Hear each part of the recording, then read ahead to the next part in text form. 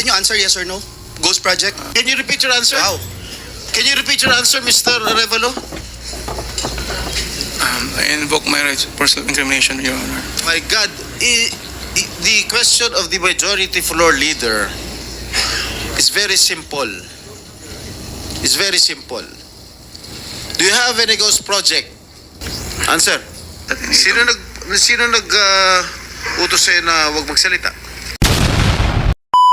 And it's the turn of our very forgiving majority leader na kanina po ay talagang nagparaya na kasi mabuti naman ang kanyang puso eh. Ayan.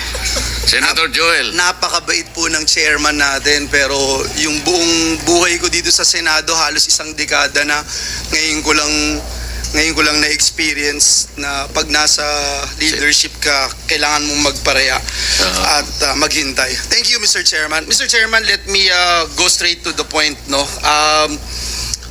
We owe it to our people, especially my kababayan in Bulacan.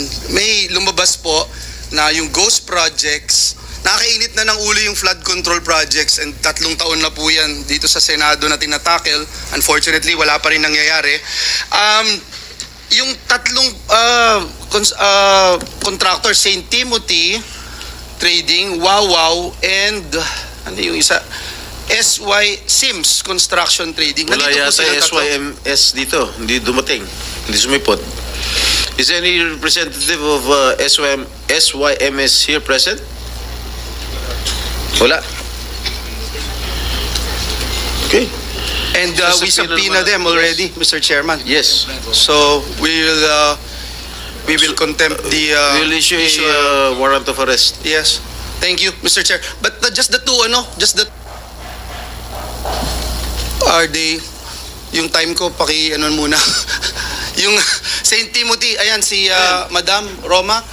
St. Timothy and I think yeah, Wawaw is here. Yeah, St. Timothy, meron kayong ghost project sa Bulacan? Mr. Chair, wala po. Categorically. Tapos yung Wawaw?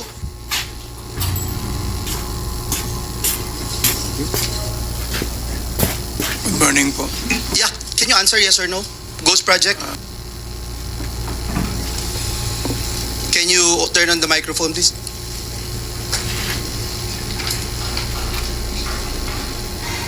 It's a yes or no question, sir.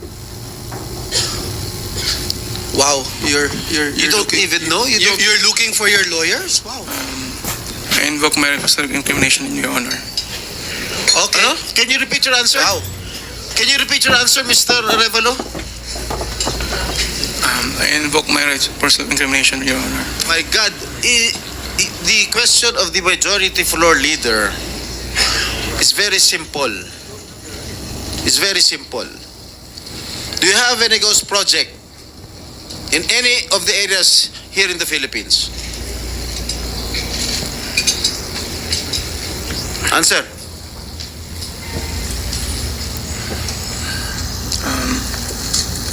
Dahil may mga usapin po na kakasuhan yung mga contractor ng DPWH po at parte ng ulat ng Senado na magpagrekomenda ng paghahain ng kaso laban sa resource person, ang payo ng aking mga abogado ay huwag magsalita sa panahon na ito dahil anumang pahayag ko sa pagsisiyasat. Sino utos sa'yo na huwag magsalita?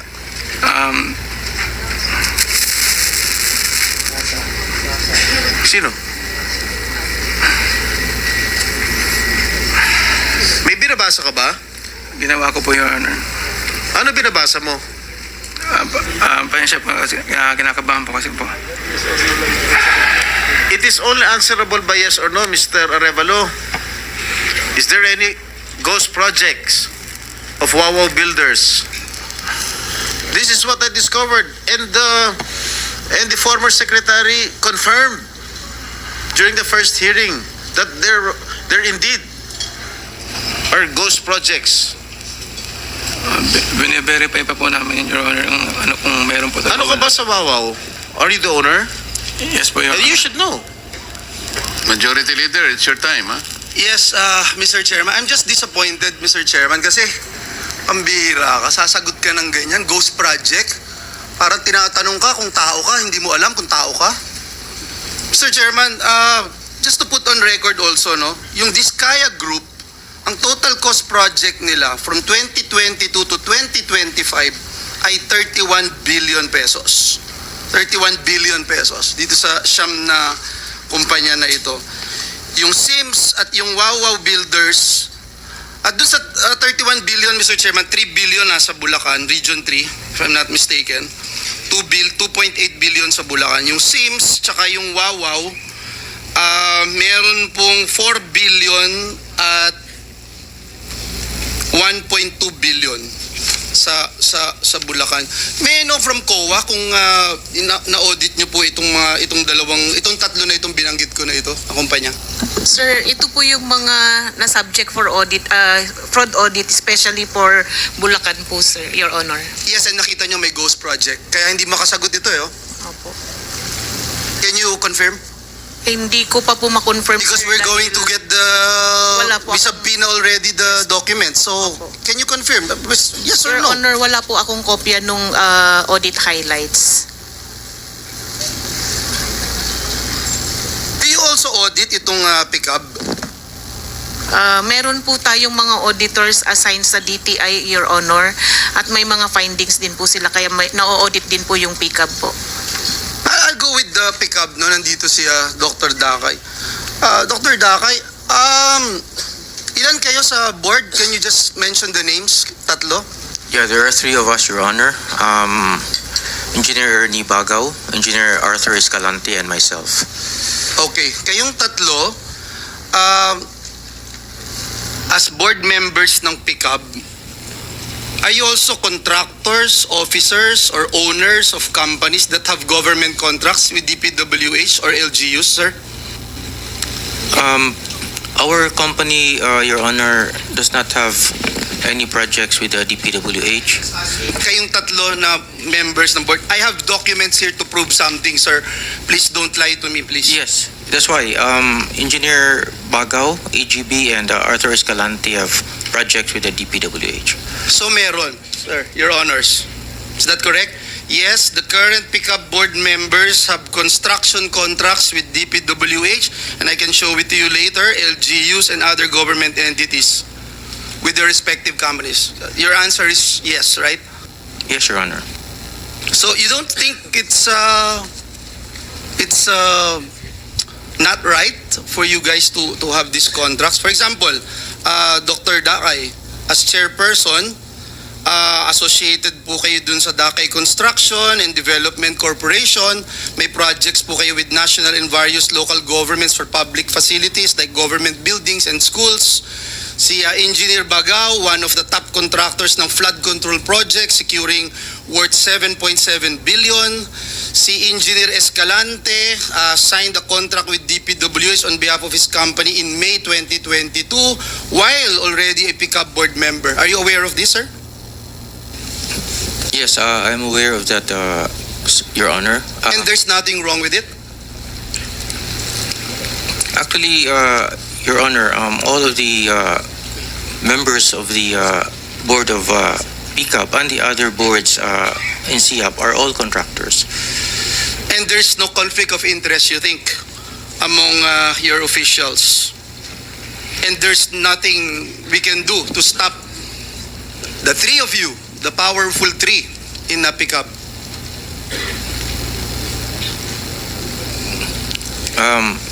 Your Honor, if I may speak for myself, we do not have any government projects, Your Honor. We used to have, but not anymore. And I will no longer belabor the issue. I think it's very clear, Mr. Chairman, what I'm trying to raise here. Yung sa DPWH, paano natin napiprevent yung pag-rent out o yung purchase ng pickup licenses? Your Honor, that is a very good question. And I'm not asking you, I'm asking DPWH. Hindi, personal opinion ko, Your Honor, Mr. Chair, hindi po dapat o hindi tama siguro ang pagram ng lisensya. You are not being asked to give your personal opinion, I ma'am. apologize. This is a recorded proceedings. I apologize, Your Honor. We're talking about facts here. Thank I you. apologize, Your Honor. But I am not very knowledgeable on the procurement part. I have not been a member of any BAC. At pero again, sa pagkakaalam ko po, hindi po tama na pinagpa-rent or pinapahiram. Kasi po yung But you are aware that this is happening. hindi ko po, Come on, Yuse Cabral. hindi po, Mr. Chair, Your Honor, because I am not involved in the operation. Kayo bang na-deputize na sumagot in behalf of the department para Ako po kasi makasiguro lang tayo? Ako po kasi yung pinakamataasang posisyon na nandito ngayon. Kasama ko po yung mga regional director. Kasi you keep on looking at your back for every question. I So apologize. you're referring to most of them, baka you are very discomfortable with doing this. So baka meron po kayong gustong Opo. pumalit sa inyo sa ngayon. Pwede po bang matawag ko ang isang regional director kasi sila po yung Regional director lang yun, lalo mo lang alam yun. Mr. Chair, with the indulgence of the majority leader, interjection lang. Okay. Paalala lang po na kasasabi po kasi ni Yuse Cabral, di nila alam na mayroong pagpapahiram or pagre-rent out ng lisensya. Pero kanina po sinabi ni dating Secretary Bonoan, alam nila at alam ng department. For the record, salamat Mr. Chair at Majority Leader. Anyway, that will be shown later on by the documents that we will be subjected to questioning, as well as people who are involved in this. Okay. Thank you, Mr. I only have 1 minute to go. May I just put on record, because this is in aid of legislation, yung subcontracting loophole, yung joint venture loophole, gusto nating i-address ito. So kung hindi kayo makapagtutulungan sa amin, DPWH, mahahalata kayo na part kayo ng mafia dito talaga. So yan ang gusto nating makita, because itong mga contractor, if I have enough time, I will ask these contractors. For example, Ma'am Diskaya, nagpapahiram ba kayo ng lisensya? Sorry po, hindi po. So lahat ng nakalagay po sa inyo dun sa 30 billion in the past 3 years ay kayo ho talaga lahat ang gumawa. Yes po. For example, kayo, Ma'am St. Timothy, sinabi nyo kanina may 145 flood control kayo, di ba? Ilan ang tauhan nyo? I have 38 admin employees po. 38, pero ilang billion yung hawak po ninyo. So alam na Admin lang po. Kaya nga, so alam na nagpapahiram kayo. Anyway, Mr. Chairman, last but not the least, let me just point out, no? Last month, the Office of Ombudsman ordered the filing of criminal charges in connection po dun sa 2.4 billion purchase na laptops for public school teachers during the pandemic. And among the respondents, Mr. Chairman, yung Froilan de Mongo from joint venture that included yung SunWest Construction and Development Corporation. Once again, we ask, Mr. Chairman, why insist on awarding contracts to firms like SunWest, which are involved in corruption cases, when there are more qualified and reliable contractors available? Yung COA Annual Report 2021, finlag na. Imagine, construction firm supplying laptops. So bakit nakakakuha pa rin ito? So clearly, wala talagang mekanismo para i-check. Zero. Kitang-kita ko lahat kayo nagnanad. Parang wala na ba tayong magagawa dito? Klaro na, maliwanag pa sa sikat ng araw itong mga kumpanya na binanggit natin, contractors na binanggit natin. And yet, kumokopo pa rin sila ng limpak-limpak na billion peso project from the government. Can anyone answer this question? Why is it happening? PICAB? DPWH? COA? Didn't we see this already? Your Honor, sir, jurisdiction po kasi yun ng GPPB. And usually po, sir, yung blacklisting po is 1 year lang po yung pag-blacklist nila. After 1 year po, pwede na po ulit silang makipag-transact or makipag-bid po. They can produce again, they can apply again, and ang PICAB, bibigyan ulit sila ng lisensya. Opo. Opo, Your Honor. At umuoo po kayo, Dr. Dakay, so ganun talaga. Kahit alam yung blacklisted or... Because, Your Honor, if I may, the blacklisting is actually a function of the PPPB, because they are the ones who are enforcing Republic Act 9184, which is the procurement law. So it is within their ambit to do the blacklisting, because it is Okay a now, procurement. Mr. Chairman, nakakainit lang ng ulo. Salamat po, pero parang wala akong patutunguhan to pagka itong ating pamahalaan, ating gobyerno, wala So it's na now the tayong turn pakialam. of Senator Rapi Tulfo.